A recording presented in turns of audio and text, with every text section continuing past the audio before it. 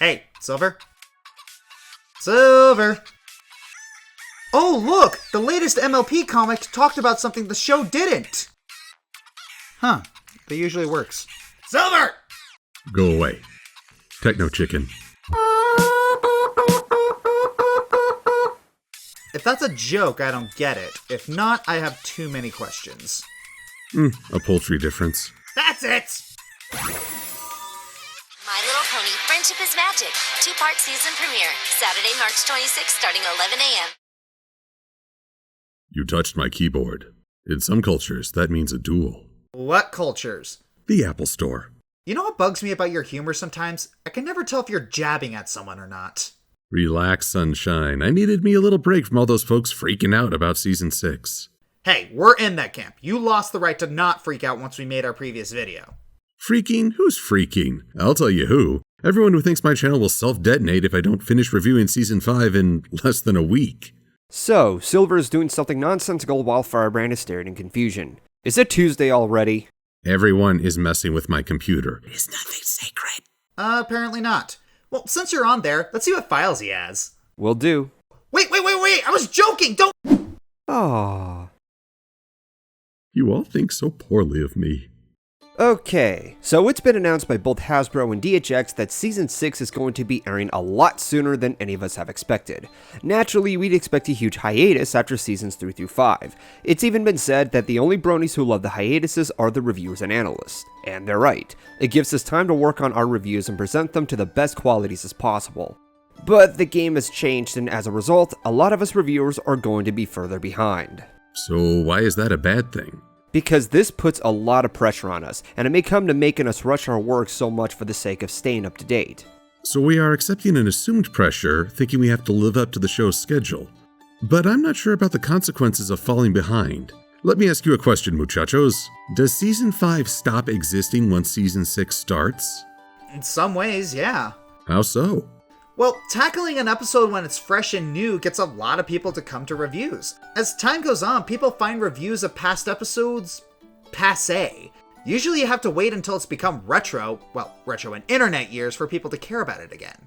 Ooh, you speak rarity talk too. Very chic. And you should speak Fluttershy and let me finish. People can respond with a little more enthusiasm once things have had a chance to settle in their minds. It's like a weird valley of attention between these peaks of air date and passé. My issue with that, unless you're able to word it out carefully, is that reviews that are just recent may not be at the best quality. As Shigeru Miyamoto said it best, something that's late is eventually good, something that's early can be bad forever. Duke Nukem forever. Oh, come on. But can we control the audience's attention span? No, we can only hope for the best. Audiences are incredibly unpredictable.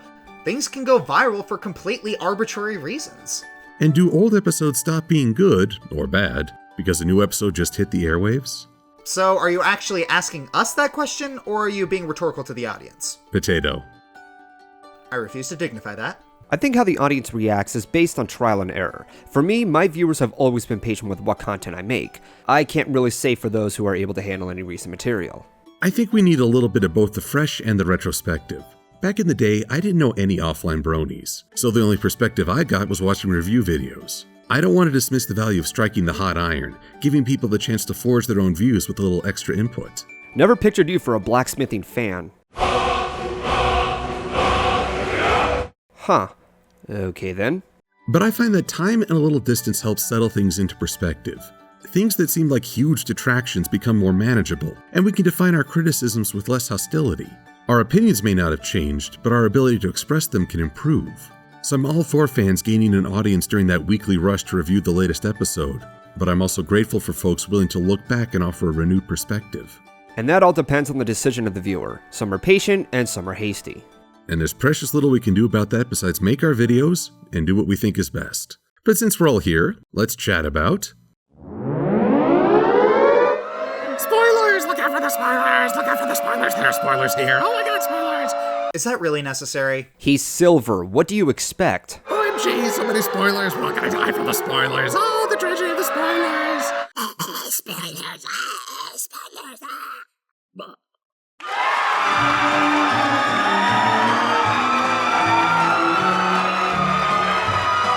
Oh, thank you! You like me! I'm not even going to ask. So there's not a whole lot of new info for the Season 6 premiere. A 2-minute opener of the ponies just doing stuff, and a few shots of the offspring, which kinda highlight my thoughts on Cadence and Shining Armor. This shot of them kissing their baby is adorable, but that's their characters in a nutshell. These two are a series of good-looking snapshots, but often the audience has to fill in the gaps themselves. I think many a fan enjoys this aspect for imagination. I just happen to be a fan who does not. Firebrand, your thoughts? Holy crap, is that Celestia doing something? Looks like she's losing again. Shut up, Silver! No. Okay, I am excited to see the princesses being proactive in a crisis for a change. Throughout the series, the writers have always had to find an excuse to bar Celestia and Luna from getting directly involved or contributing with anything. Whether it's getting captured, delegating, getting captured, letting things happen for educational purposes, getting captured, and people say Princess Peach is bad. That being said, I'm not expecting much to be seen or learned about Celestia, Luna, or Cadence, but hey, I could be wrong. As far as I'm concerned about Flurry Heart, I could use a McFlurry right about now, I like that the baby's eyes are more detailed and expressive. Prior to this, the baby eyes designs in the mysterious Mirror Duel and baby cakes, the babies had dotted eyes, and I wasn't really fond of it. Character designs with dotted eyes have always appeared lifeless to me as it wasn't expressive enough and it felt partially lazy. Here though, I like that Flurry has actual eyes to give the expressions. Intriguing. I go the opposite direction. I found the button eyes to reflect a young look and never felt that Pound and Pumpkin lacked for expressions. If anything, I wondered what they'd done to Baby Applejack in the one where Pinkie Pie knows. Of course, I have my own theory about the relevance of eyes to first and second tier character statuses, which does not bear reiteration at this point. As for the adorableness factor, it doesn't affect me. What is that? Cybersecurity. Cyber what? And just like that, I surpass Adam Sandler. Silver and I have already expressed our concerns about Flurry Heart not being utilized enough, but here's another thing with her that's worrying me. She's another entry in a quickly growing roster of underutilized characters. It's the reason that I stopped watching most shonen anime. There were too many characters the shows expected me to care about. With so many characters, you only have two choices. Having them just be one-off characters, or spending so much time giving everyone decent development that the plot comes to a screeching halt. Neither is particularly good in a dramatic, overarching narrative, but with a humble slice-of-life comedy, having a ton of characters share these kinds of episodes is okay. MLP is kinda doing this, I just wish the show would actually let us spend time with characters other than Discord. For me, the hype and constant advertising about Flurry Heart has actually lessened my enthusiasm. I'm more intrigued by two other characters, namely Starlight Glimmer and our long-lost friend Sunburst. Barely a word spoken for either of them, but I'm intrigued. I don't think that Flurry Heart is enough to provide content for 2 episodes, so a follow-up on Starlight's history is very welcome. I'm curious to know how Sunburst will act, seeing as how he's rocking the whole Star Swirl look. You have to do better than that, Silver. Who knows? Maybe this will be fine. After all, we don't really know what Alicorn babies are like. This is maybe something they just do. Or maybe it's her ancestry. She shares the bloodline of Twilight Sparkle, Shining Armor, and Princess Cadence, all of whom have shown incredible feats of magic. No matter what, we can't complain because there's always a justification. Headcanons. Shut up, Silver! Double no. But the imagery we have seen thus far is of 4 Alicorn princesses struggling to handle the power of one baby. Which can be explained, but I wonder at the sliding scale that is Alicorn magic. It's like, super powerful! Oh no, she's been thwarted! Dreamwalker! Cast your slime bubbles! 1, 2, 3, red light! Discord has bypassed your magic! Oops, guess she paid for the security upgrade. The Love Shield. Oh, Firebrand, plug your ears and hum. What? Plug your ears and hum.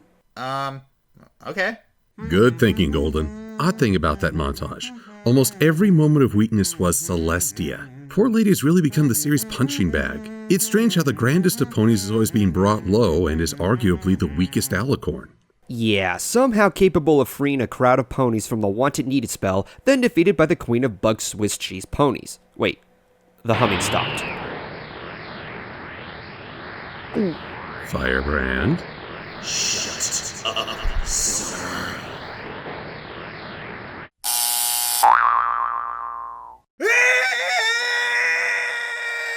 Final no. You keep those everywhere, don't you? Wouldn't you like to know? Anyway, I also think this supports more of the explanation of what Rarity said in Baby Cakes. Baby unicorns get strange magic surges that come and go. I eagerly await having that scene quoted ad nauseum.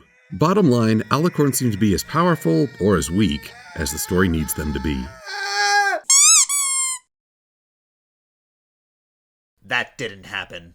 And with that, I think we've said all we can say before the actual episode airs and folks laugh at how wrong we were. The timing is surprising, but that just means we have more to look forward to this summer. Now, we want to emphasize that we do want to like this new character, and we do want to love where the show is going. We realize that we're making grand assumptions out of the sparse details given to us. Who knows? We could be totally off base here. And trust us, we are completely fine with being wrong. Well, all I can say is wait until the episode airs. Only then can we debate. There's always something that the fans can flip about, but at this point, why flip out now? I'm all for it, and we'll just have to wait and see. I'm Silver-Quill with Commander Firebrand and Golden Fox. Thanks for watching. What is this? Why do you watch this? One day, I shall dance like that.